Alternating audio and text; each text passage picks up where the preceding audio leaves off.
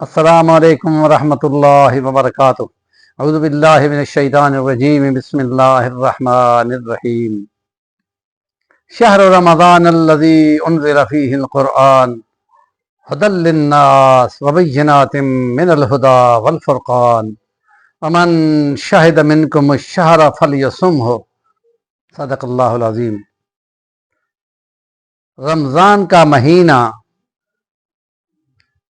جس میں قرآن مجید اترا، جو قرآن کے ہدایت کا نور ہے اور حق اور باطل کا فرق کرنے والا ہے، اور جو اس مہینے کو پائے اس میں وہ روزے رکھے، تو مہینہ رمضان کا، رمضان یعنی جو بار بار پلٹ کے آتا ہے، ہر سال کے 10 دنوں کے اندر وہ اپنے ہر موسم کا مزہ اپنے روزے دار کو چکھاتا ہے۔ اس طرح سخت گرمیوں سے لے کے سخت گرمیوں تک 36 سال میں وہ ایک سرکل پورا کرتا ہے۔ اس میں سخت گرمیاں بھی ہوتی ہیں، اس میں سخت سردیاں بھی ہوتی ہیں، اس میں بہار بھی ہوتی ہے، اس میں خزاں بھی ہوتی ہے۔ یہ تمام موسم وہ اس مہینے میں لاتا ہے، مقابلتاً اور مذاہب کے۔ یہ تقابل قدرتی طور پہ سمجھنے کے لیے ہوتا ہے، اس لیے عرب میں ایک مقولہ ہے کہ الاشیاء تعرف باضدادها۔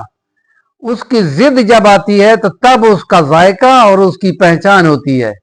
تو عیسائی مذہب میں روزہ کیا ہے، یہودیوں کے ہاں روزہ کیا ہے، باقی امتوں میں بھی روزہ فرض رہا ہے۔ آگے ہم پڑھیں گے تو قرآن میں آتا ہے، یہ ہم نے تھوڑی سی آزمائش اور مشقت تم پہ نہیں رکھ دی، پہلی امتوں پہ بھی رکھی تھی، لیکن ان کا طریقہ اور تھا۔ ہر مہینے کے 3 روزے۔ اس میں ایک رمضان کا مہینہ ہے جس کو شہر رمضان کہا ہے، کہ اس کی یہ شان ہے کہ اس میں قرآن اترنا شروع ہوا، اور اسی قرآن کو خدا نے ذکر کہا ہے، اور اسی نماز کو یاد دہانی اور ذکر کہا ہے۔ انا نحن نزلنا الذکر وانا لہ لحافظون۔ قرآن کو ذکر کو ہم اتارنے والے ہیں اور ہم ہی اس کے محافظ ہیں۔ اور پھر دوسری جگہ فرمایا اقم الصلاۃ لذکری، میری یاد کے لیے نماز کو قائم کرو۔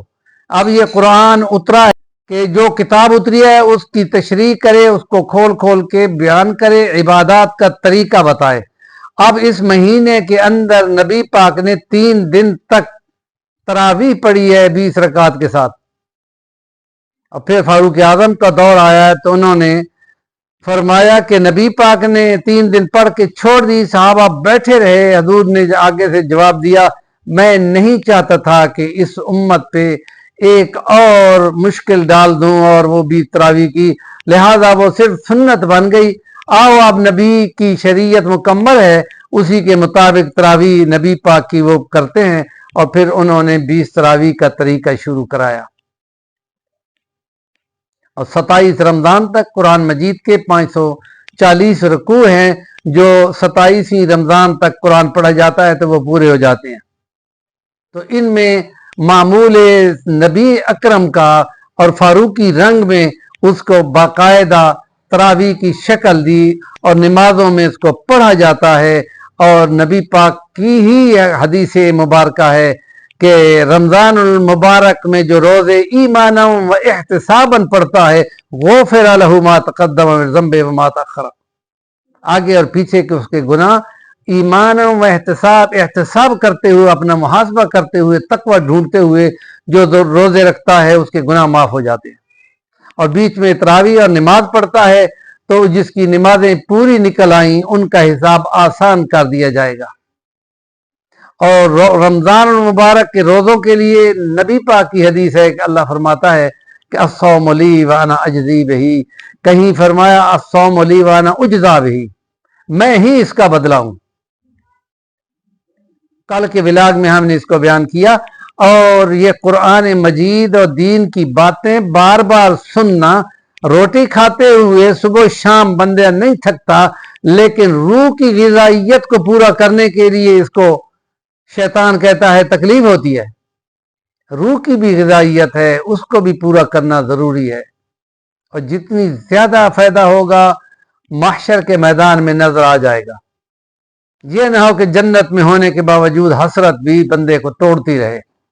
اس لیے ایماناً و احتساباً کے ساتھ روزے رکھے جائیں، اور اپنے گناہوں سے بچنے کی تربیت ہے، غریبوں سے ہم نوائی ہے، اور اپنے جسم کی صحت ہے، جو کہ خدا تعالیٰ دنیا میں اس کا آج سائنسدانوں نے ثابت کیا، یوں کہو، اور خدا نے دکھا دیا کہ کتنا اللہ کے احکام میں کتنی زیادہ زندگی ہے جو انسانوں کے فائدے کے لیے۔ مسئلے سے خالی اس کا کوئی حکم بھی نہیں ہوتا۔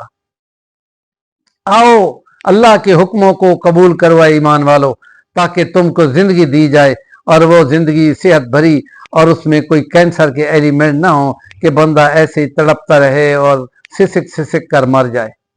رمضان المبارک ہر سال آتا ہے، اور یہ یاد دہانی ہے کہ آؤ تم کو اللہ سے ڈرنے کا طریقہ بتائیں، کہ اللہ کے اوامر ہیں، اللہ کے نواہی ہے۔ یہ تو امر ہو گیا، حکم ہو گیا، اور نواہی وہ ہے جو آلریڈی چل رہے ہیں پہلے بھی، اب ان سے رکنا ہے۔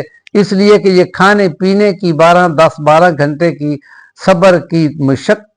صبر کی آزمائش اور پریکٹیکل، وہ تمہیں پہلے سے موجود حراموں سے بچانے کے لیے۔